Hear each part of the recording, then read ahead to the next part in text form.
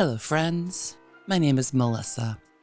I'm a tour guide with Annapolis Tours and Crawls, and I've been leading haunted tours in our city for over 13 years. I've seen a lot of strange activities and heard some weird tales. One of my favorite sightings is at our state capitol building. Have you ever wandered through the city and looked up at the balcony and thought you saw someone standing there? Maybe you did.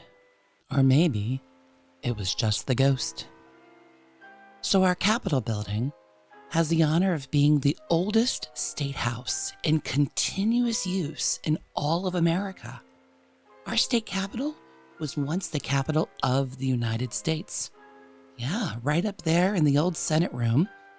That is where the Treaty of Paris that ended the Revolutionary War was signed. And that is where General Washington in 1783 resigned his commission of the troops.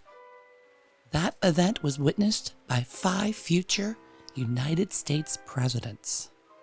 But it's the dome on top that has the most interest.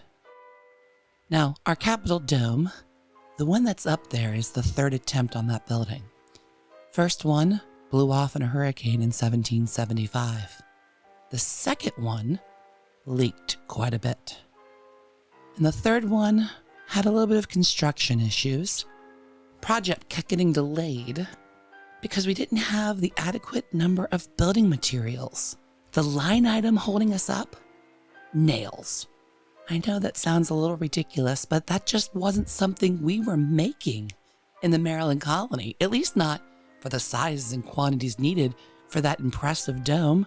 We'd always been reliant on British nails, and, well, after the breakup, they weren't playing fair. So we hired a guy named John Shaw, who was a cabinet maker, and he helped devise a way to build that entire dome only using classic woodworking techniques. So our State House dome is held together with iron straps and wooden pegs. That is the largest freestanding wooden dome in North America, and it has the original Franklin lightning rod on top. Now, if you've ever done a tour inside the State House, you can look up inside the dome and see a lot of delicate, intricate, artistic plasterwork. We recruited a guy from England named Thomas Dance specifically for those details. Now, February 1794. Thomas Dance is in the top center of the dome, putting on his finishing touches, when somehow he slips on the scaffolding. We don't know if he was pushed or just lost his footing. The leather straps supposed to hold him in place snapped.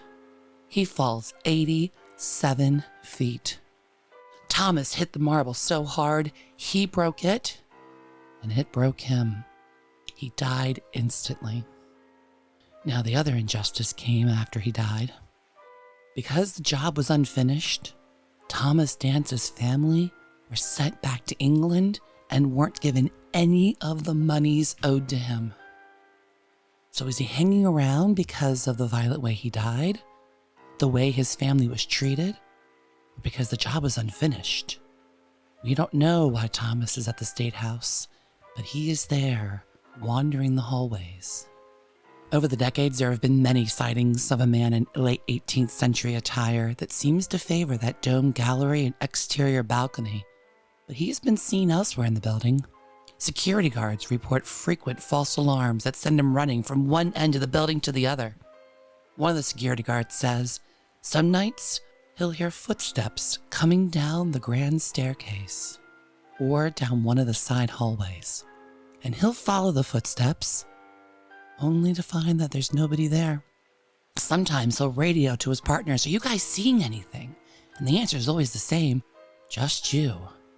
Just you. But one of his best stories happened in the middle of the day. This was in the late 1990s, and it was one of those hot, miserable Maryland Julys where it's 100 degrees and the humidity's at 100, and you know the old part of the State House is not air conditioned. That's how they notice those ice-cold air drafts that happen to blow through. Well, one day, there's a tour coming through the center of the dome, And the tour guide's talking about the history of the building and some of the details when this dude from Ohio must not have been having a good day, elbows his wife and says very loudly, "Well, I don't see what the big deal is. The dome's not that great." Oh, he happened to be standing not that far from where Thomas Dance had fallen.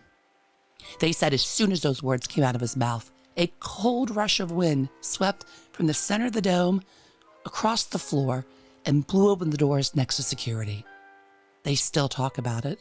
For a few brief moments, they had air conditioning.